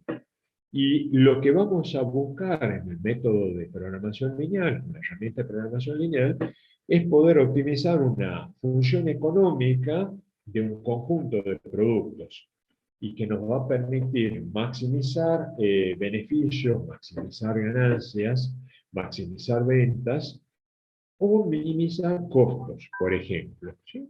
Algunas de estas cuestiones tenemos que tener en claro. Buscamos maximizar, insisto, beneficios, ventas, minimizar costos. Normalmente nos van a escuchar hablar en la cátedra y decir, vamos a buscar el mejor resultado. Buscar el mejor resultado es una cuestión genérica. Porque buscar el mejor resultado no quiere decir el valor más grande, quiere decir, vamos a buscar el mejor resultado que nos dé los mayores beneficios. Vamos a buscar el mejor resultado que nos dé los menores costos. ¿Entienden el concepto este de usar la palabra? El mejor resultado no significa aplicarlo solamente a maximizar beneficios. Implica encontrar un buen resultado que nos permita obtener los costos más bajos, por ejemplo. Eso es el mejor resultado. Vamos entendiendo palabras. Acá ya lo vemos después con algunos ejemplos para que yo les voy nombrando las palabras claves que tenemos que tener en cuenta, porque acá vamos a trabajar con restricciones. Las restricciones van a ser funciones lineales que nos van a permitir encontrar una solución factible, que esa solución va a satisfacer todas las restricciones. De entre la solución factible vamos a tener que encontrar una solución óptima, que sea la que mejore el resultado. Por eso dice el mejor valor posible para la función objetivo. La función objetivo será una de maximizar beneficios o minimizar costos, pero tenemos que encontrar el mejor valor posible para esa función. Propiedades: si existe una sola solución, corresponde a un vértice de la región factible, varias soluciones a vértices adyacentes. Denme un segundo, por favor, chicos, mientras van pensando esto.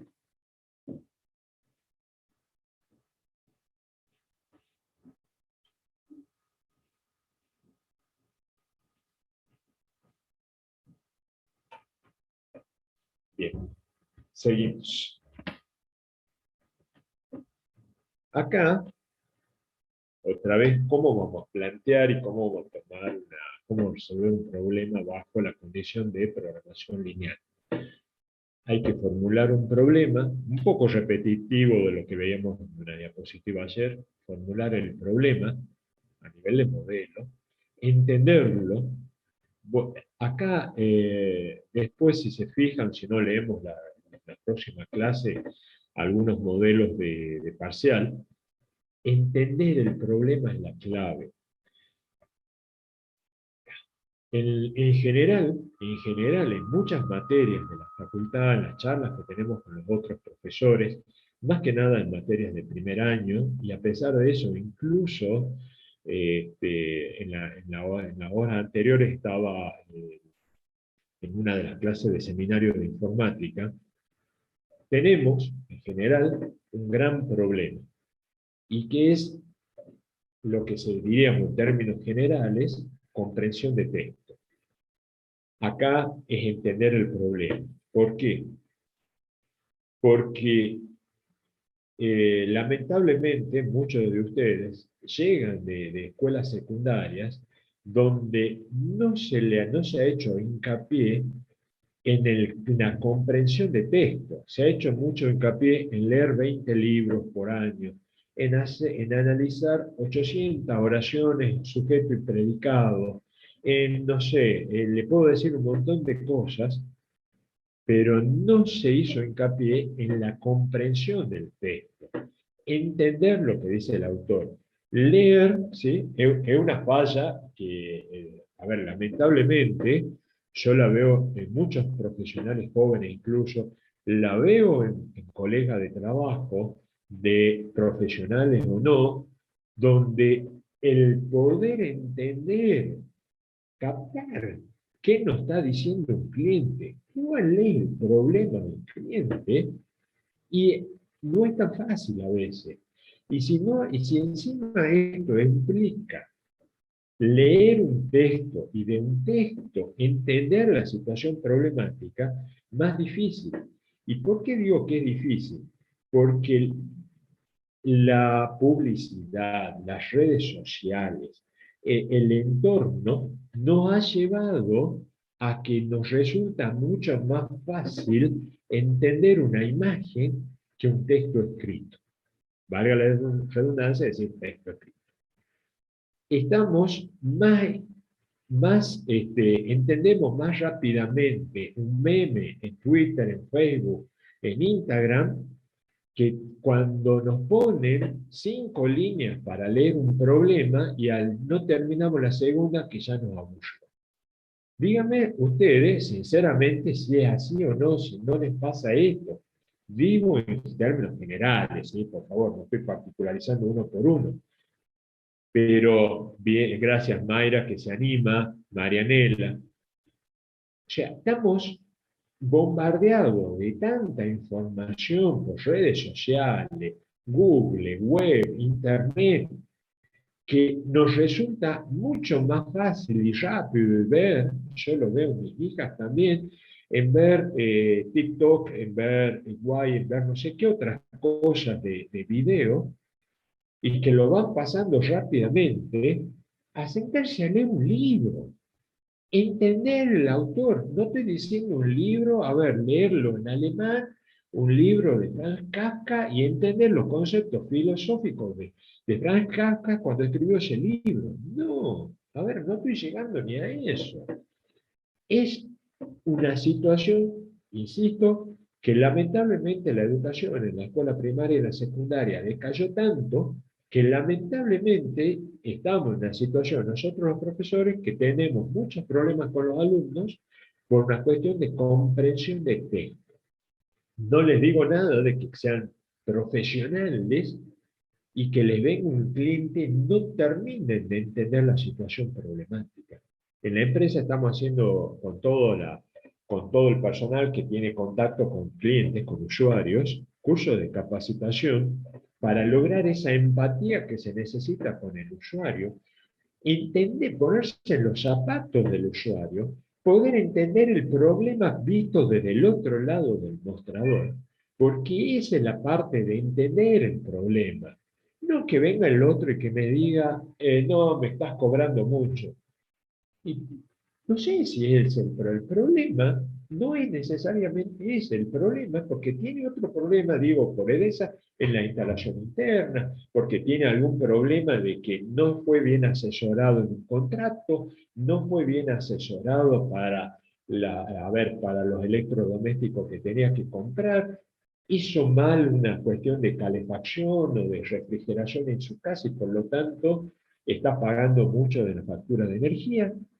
Hay que tener la empatía necesaria para poder entender el problema y poder captar. Primer punto, me detuve mucho en esto porque este es a veces la situación problemática para poder resolver problemas, porque resolvemos cualquier otra cosa y no lo que realmente hay que resolver. ¿Pero por qué? Porque no se entendió el problema. Y ustedes, a lo mejor, alguna, por lo que dice el profesor, tengo acá 1, 2, 3 que me dijeron sí en el tema esto de que nos llevamos, leemos más rápido las imágenes y los videos que el texto, y es así, le digo, ¿no? A mí me cuesta, yo prefiero escribirlo, se dieron cuenta que usando el WhatsApp, todo el mundo aprieta el botoncito de grabar y manda audio, manda audio. Cuando me mandan un audio que dura más de 30 segundos, yo me pongo loco, la llamo a esa persona. Prefiero hablar que me diga, a estar, me siento tonto, escuchando 3 minutos de alguien que me está hablando. Así les digo. A ver, explícame el problema, no será a lo mejor presencial, pero lo hablemos, lo charlemos, te llamo por teléfono, te llamo al celular y lo charlemos, que haya interactividad. ¿Sí? Describir el objetivo, o sea, ¿cuál es el objetivo? Vuelvo a decir, el objetivo es decirle a la señora, no, usted está pagando mucho en su factura, bánqueselo, es su problema, o decirle, no, usted está haciendo un mal uso, está haciendo un uso no racional de la energía, está desperdiciando energía eléctrica, pone 5 aire acondicionados a trabajar al mismo tiempo todo el día, cuando usted podría estar trabajando con un aire acondicionado solo y que le alcanzaría para tener fresca la casa en 3 horas. El impacto de tener esto le genera un impacto consumo de energía. Compró una heladera que no reúne características esenciales para uso racional de la energía. Podría con miles de alternativas, ¿sí? Miles de alternativas. Entender y ver cuál. No vamos a bajar el monto de una factura si no resolvemos el problema que está por detrás. describir las restricciones. ¿Cuáles pueden ser las restricciones? Las restricciones pueden ser la disponibilidad presupuestaria, la disponibilidad de materia prima, la disponibilidad de recursos en general. ¿Cuáles van a ser las variables de decisión? Por ejemplo, vamos a ver, ejemplo trivial, en una planta de hilado, en una fábrica de hilado, se pueden fabricar pullovers, a ver, lo voy a hacer muy, muy sencillo, pullover o remeras manga larga y remeras manga corta. La materia prima es la misma, ¿sí? El hilo. Pero ahora, ¿de cuál de las dos hago 1000 remeras manga larga o hago 1000 remeras manga cortas? O hago 300 de un tipo y 700 de otra, o al revés, 700 y 300, 50 y 50. Esa decisión de cuánto producir de cada tipo es una decisión. Y tengo que definir cuál va a ser la variable de decisión y cuánto va a valer la variable de decisión. Escribir en la variable, el objetivo en función de la variable de decisión, vamos a ver cómo lo hacemos, pero estos van a ser los pasos generales previos a poder resolver el problema. Y con esto recién vamos a estar en la posibilidad de armar un modelo que se asemeje a la situación real, que responda al problema planteado, a que responda al objetivo que queremos buscar, y después aplicaremos algunas herramientas matemáticas para poder resolver. Más o menos, vamos chicos, más o menos, por lo menos díganme, no les veo la cara, pero por lo menos, que esa es la parte que no me gusta de las clases estas de vía Zoom, porque no se les puede ver. Por ejemplo, un problema típico, esto que yo les decía, tenemos que tomar la decisión para producir, para fabricar dos tipos de suéteres. Se utilizan 4 materias primas, que son la mano de obra, digo horas de mano de obra, horas de telar, lana y demanda. Cuando yo hago un análisis acá, tengo horas de mano de obra, o sea, empleados, por cantidad tengo 10 empleados que trabajan 8 horas por día, tengo 80 horas hombre disponibles por día, por la cantidad de días que se trabaja en el mes. Horas de telar, ¿cuál va a ser la disponibilidad del telar que tengo? Porque a lo mejor, digo, podría alquilar telar, no tengo telares propios, lo alquilo. ¿Cuántas horas de telar tengo disponible? ¿Cuántos kilos de lana o de hilo tengo disponible? ¿Y cuál es la demanda?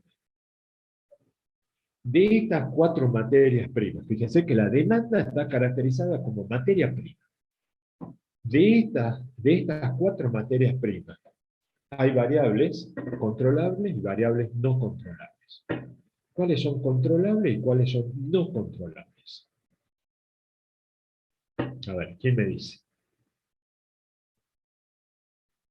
Alguien que se anime. Pues ya se fueron todos. ¿Y la demanda sería no controlable? Bien, muchas gracias Camila. Además son controlables. Exactamente. La demanda de cajón es la que le tiene que surgir como no controlable. No controlamos la demanda. No podemos, está bien, no estamos metiendo publicidad, marketing, eso viene después, pero no estamos, dejémoslo en su estado natural, ¿sí? Sin buscar influenciar, sin lloverle con publicidad a nuestros posibles clientes. La demanda es no controlable. La mano de obra, la mano de obra es controlable por el decisor, por el dueño de la fábrica, porque puede contratar más o menos personas. ¿Sí? Puede arreglar trabajar en vez de 8 horas diarias, trabajar 9 o 7.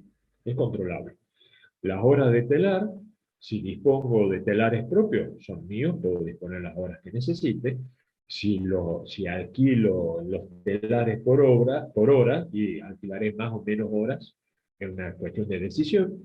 Y la lana también, digamos, podría pensar incluso que es una materia prima sin restricciones, porque puedo disponer la cantidad de lana que quiera, o ahí podría haber, sería controlable si puedo comprar lo que necesite sin restricciones, o eventualmente si fuese un producto importado, ahí sí tendría que pensar en restricciones. ¿Por qué? Porque ya ahí entro en otra situación donde voy a tener una restricción en función de lo que pueda importar, ¿sí? No como la demanda, que es totalmente aleatoria, en un estado natural, sino que si la lana o el hilo que necesito para mis suéteres es importado, tengo que tener una restricción de la disponibilidad en función de lo que pueda importar. Entonces esto hay que hacer un análisis, tener en claro qué es lo que necesito, analizar qué puede ser controlable y qué no controlable, y lo que quiero decidir, fíjense, mi deseo es producir dos tipos de suéteres, ¿sí? Que tienen las mismas materias primas los dos. La pregunta seguramente, mira, dice, la disponibilidad de materia prima no es infinita y debe minimizarse la materia prima no utilizada, una restricción de alto impacto, que puede ser una restricción dada por una cuestión de impacto ambiental. El municipio, la Secretaría de Medio Ambiente me dice, ojo, ojo, los desperdicios, los desechos de materia prima no tienen que superar tal volumen. Digo materia prima, en este caso la lana, porque puede ser que la disposición final sea contaminante, no pueda decir, me sobraron, a ver si estoy haciendo camisa, el desperdicio, lo no utilizado serían retazos de tela. ¿Y qué hago con los retazos de tela? ¿No? Un producto biodegradable, tengo que minimizar el impacto de materia prima no utilizada. La mano de obra, la mano de obra también lo mismo, no puedo tener 10 trabajadores, 10 horas diarias y solamente asignarle trabajo para que trabajen 6, 7 horas, porque de todas formas le tengo que pagar las 10 horas, pero no le doy trabajo para que me rinda por 10 horas, estoy desperdiciando materia prima. ¿Verdad? Estoy desperdiciando una materia prima aún más escasa que el 5 pesos. Entonces, hasta en eso hay que ser eficiente. Conociendo el precio de venta por cada unidad de tipo de suéter, me piden calcular cuál es la producción óptima. ¿Qué estaré tratando de averiguar acá? A ver, acá, esto es lo que me dice un cliente que me solicita el asesoramiento. Y me dice todo esto hasta acá. ¿Qué intuyen ustedes que necesita mi cliente? ¿Qué quieren que le diga? ¿Qué quieren que le aconseje? ¿Qué es lo que está buscando mi cliente?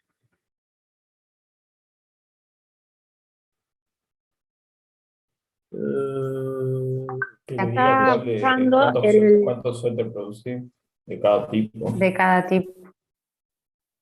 ¿Y bajo qué condición? Es cierto lo que dice ahí Alan, también las horas que puede trabajar cada persona por normas laborales también me condiciona en cierta manera la mano de obra. Es cierto, pero yo puedo contratar más personal, por lo tanto podría tener más horas Profe, hombre disponibles. Sí, ¿puede minimizar costos o puede maximizar la producción? bien. Con lo que yo conozco, porque me dice, conociendo el precio de venta, nada más, el único dato que me da, ¿qué estaré tratando de encontrar como producción óptima? La mezcla de los dos productos donde se gane la mayor cantidad de plata.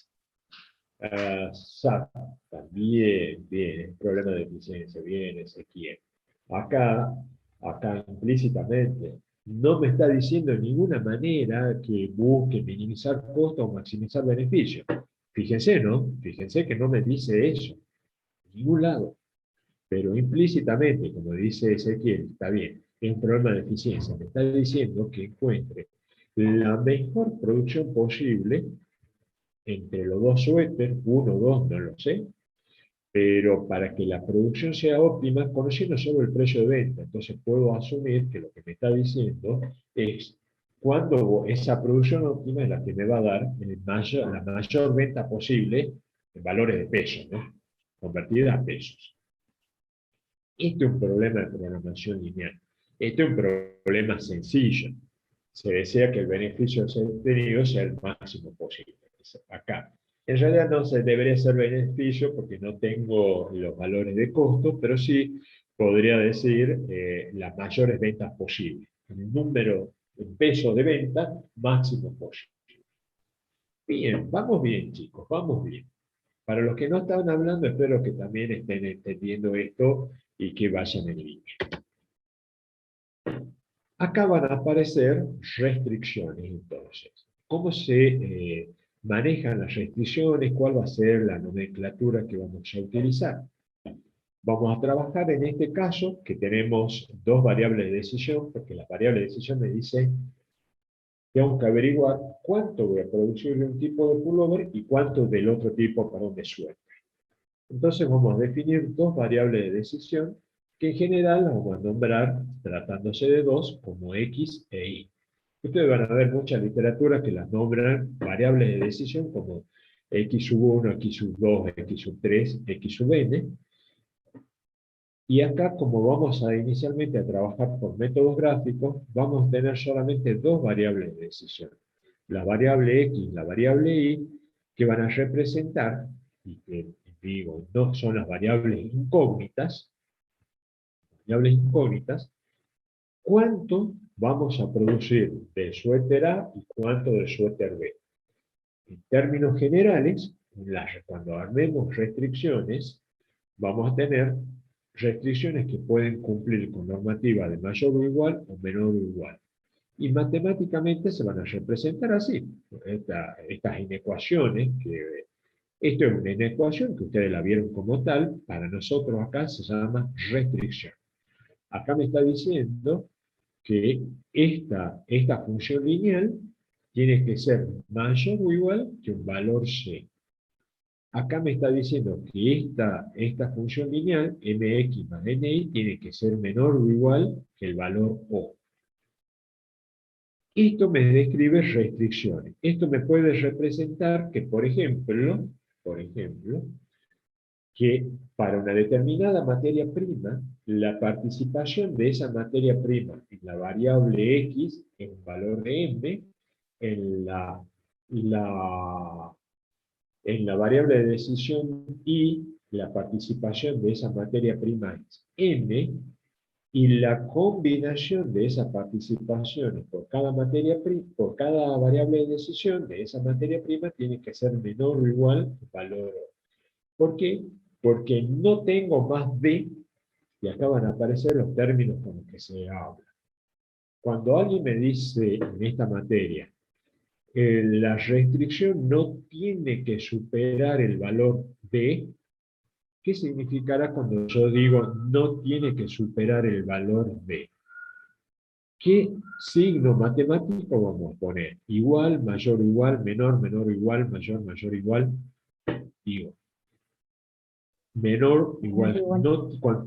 No tiene que superar el valor D, estamos hablando, en realidad, ahí podemos entrar en un poquito de borde porque no sabe si el igual se incluye. En general sí lo voy a incluir. Si yo digo no puedo utilizar más de tanta cantidad de materia prima, ¿qué estoy diciendo? ¿Qué signo matemático estoy utilizando? No puedo utilizar más de... ¿Cuánto? Menor o igual que ese valor, digamos. Bien, menor o igual. Para que la producción pueda ser rentable, la materia prima tiene que superar un determinado valor.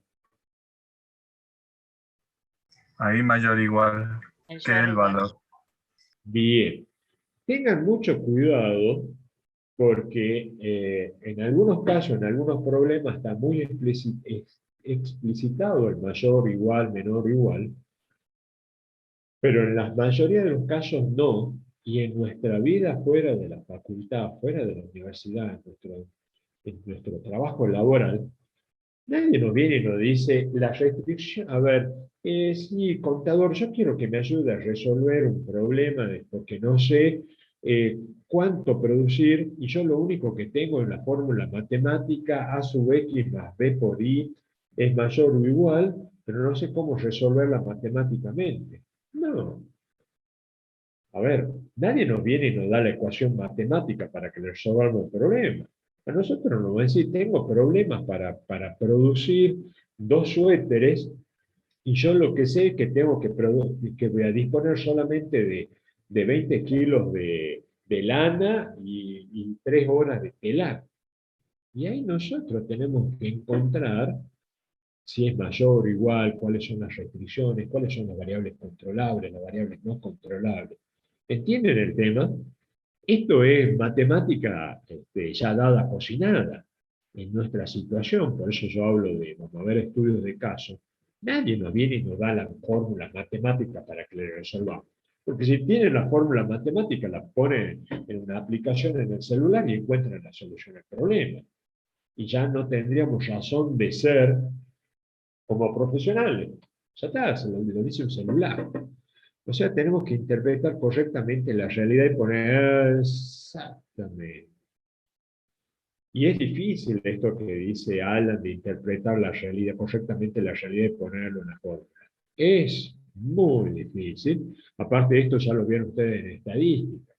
En estadística trabajamos con muestras. Y trabajamos con muestras que representan la realidad. Y el tamaño de la muestra tiene que tener una relación tamaño-universo tal que permita minimizar los errores en los resultados. Acá no se los dije, pero se los voy anticipando.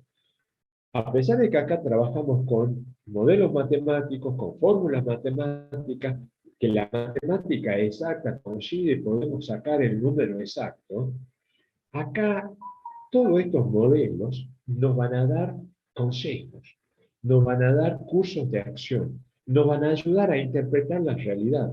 ¿Cuál puede ser la mejor decisión? Ponemos estas fórmulas en cualquier programa, esto que yo les digo, en un Excel, en el Algero, en el que ustedes quieran que resuelva el problema, y les va a dar un resultado. La interpretación del resultado corre por cuenta nuestra, que somos los que estamos haciendo la evaluación del resultado. El aconsejar a nuestros clientes, el aconsejarnos a nosotros mismos cuál puede ser la mejor decisión, es una decisión nuestra en función de los resultados obtenidos. No digan, ya se lo digo, como dicen algunos libros que están de la cátedra, el autor no se responsabiliza por los resultados obtenidos a partir de la utilización de los modelos aquí planteados. ¿Qué me está diciendo?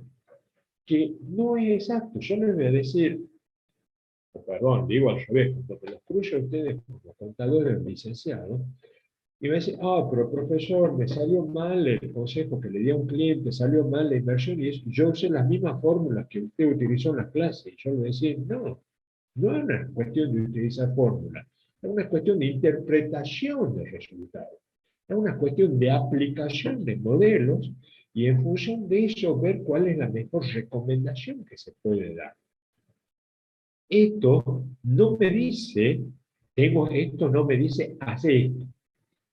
Esto me dice, esto es el curso de acción que probabilísticamente, con un determinado error, puede llevar al mejor resultado posible.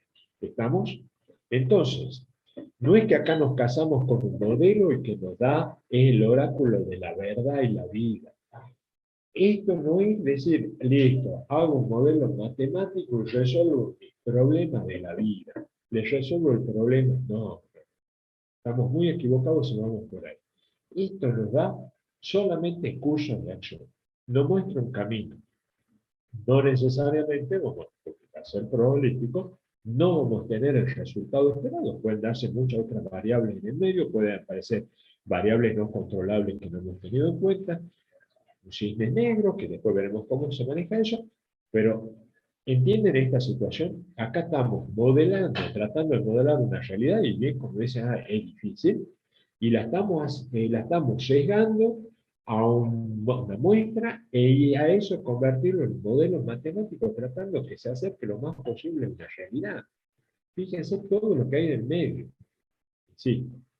¿Nos da herramientas? Sí. Entre no tener nada y tener un curso de acción dado por un modelo, ya tenemos algo más. ¿Entienden la diferencia? pero no es necesariamente, resolvimos un problema de programación lineal, listo, puedo dormir tranquilo 2 años porque están resueltos mis problemas de producción. No, ahí empiezan los problemas. Ya van a ver por qué empiezan ahí. Lo siguiente es la función objetivo. La función objetivo llamada z, que buscará ser máxima o mínima, en función de contribuciones marginales, que en este caso van a ser los precios de venta, de las variables de decisión, que son los dos tipos de suéter, X y Y, acá las contribuciones marginales van a ser las ventas. Y acá tenemos que descubrir, como situación problemática, si nos conviene fabricar un solo tipo de suéter, uno o el otro, o los dos, y hacer un mix para mejorar los beneficios. Por supuesto, voy viendo el chat para ver si se plantea alguna duda o consulta en esto. Tenemos poco acá, dos cosas, pocas diapositivas y poco tiempo, así que voy viendo. Cuando hacemos estas restricciones, que son inecuaciones, cuando se grafican en un par de ejes ordenados, me devuelven una línea, una recta. Acá vamos a trabajar con áreas, con superficies, donde cuando la restricción, ya dejo de usar la palabra inecuación, que esa es muy matemática, la restricción es del tipo mayor o igual, me representa todos los valores que están en el área por encima de la superficie. Cuando la restricción es del tipo menor o igual, me representa un área que está por debajo de esa recta. Y el valor igual es la recta misma. ¿Por qué? Porque la estoy convirtiendo en una recta y son todos los puntos que están sobre la recta. Una restricción del tipo mayor o menor, la solución es un conjunto de pares ordenados que representan un área posible. Una restricción no tiene un resultado único, tiene un conjunto de resultados que están dentro de una superficie del eje cartesiano. ¿Vamos bien? ¿Sí? Bueno, hubo una pregunta y gracias Josefina por contestarle a Camila de que ya todo esto está subido en el Moodle. Bien. Después, mientras tengamos dos incógnitas, dos variables de decisión, es válido un método gráfico o un método analítico. Y si tenemos 3 o más incógnitas, ya hay que usar alguna herramienta de software, un método llamado Simplex, porque no lo vamos a resolver por un método gráfico, ni tampoco por un método analítico convencional, que ustedes lo resolvieron en matemática, haciendo igualdad de ecuaciones.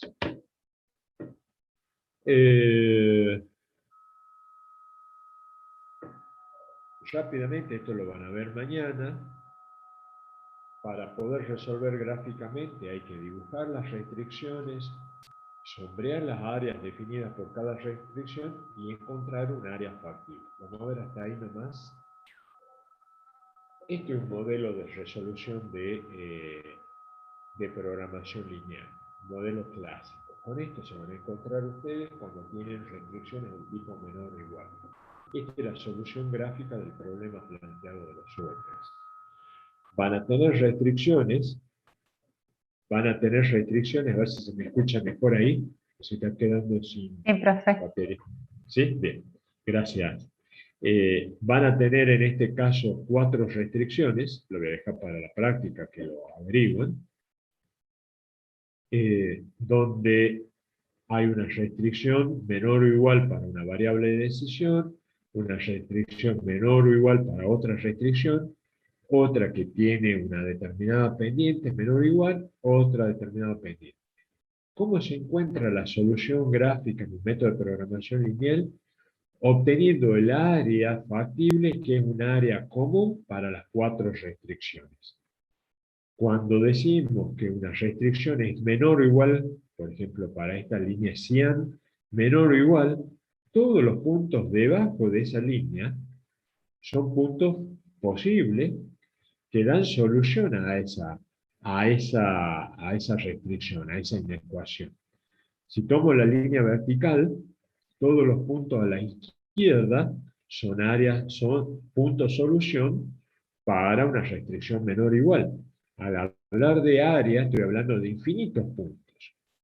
Cuando combino 4 áreas posibles de solución, porque acá tengo 4 restricciones, todas menores o iguales, la única área factible, solución, que es común para las 4 restricciones, es esta. Dentro de esta área solución se encuentra una infinita cantidad de pares ordenados de puntos XY o de puntos X1 o X2 que satisfacen simultáneamente las 4 restricciones. Esto es complicado entenderlo mientras no lo llevamos a la práctica. Y de acá vamos a tener que encontrar cuál de los infinitos puntos que están acá es el que nos da el mejor resultado posible. Esto lo van a ver en la clase práctica de mañana, no los voy a demorar más, pero la idea es esa. Vamos a trabajar con mucha matemática ahora. Fíjense que yo dibujé solamente el primer cuadrante de un par de ejes ordenados. Por lo que dije en algunas de las presentaciones, no hay posibilidad que el resultado tenga un valor negativo. No podemos tener una área solución pares ordenados que estén dentro del segundo cuadrante, porque ahí vamos a tener el eje horizontal negativo, o del tercero o cuarto cuadrante, porque vamos a tener el eje vertical con valores negativos y o el horizontal con valores negativos. No quiero ver, y esto se lo digo a todos en un práctico, en menos de un parcial, que las líneas que representan las restricciones pasen al cuarto o al segundo cuadrante, porque ahí estaríamos asumiendo que pueden tomar valores negativos las variables de decisión, lo cual es erróneo, porque las variables de decisión sí o sí tienen valores positivos. Es una restricción trivial. Las variables de decisión adoptan sí o sí valores mayores o iguales que 0. Por lo tanto, son valores positivos. Es un error grave dibujar restricciones en el cuarto o en el segundo cuadrante. ¿Está claro, chicos? Yo que hago amablemente, miro el ejercicio, lapicera verde, porque no me dejan usar pedagógicamente lapicera roja, y le hago amablemente una cruz sobre el gráfico mal dibujado, porque no entendieron el concepto. Lamentablemente, no puede haber variables de decisión que tomen valores negativos. No podemos tener horas hombres negativas, no podemos tener materia prima negativa, no podemos tener bienes de producción negativos. No podemos sembrar áreas, hectáreas de trigo negativos. Son valores que siempre están en el primer eje de los ejes cartesianos. Acá terminamos. Van a seguir con Natalia mañana, van a seguir la semana que viene, nosotros nos vemos la siguiente.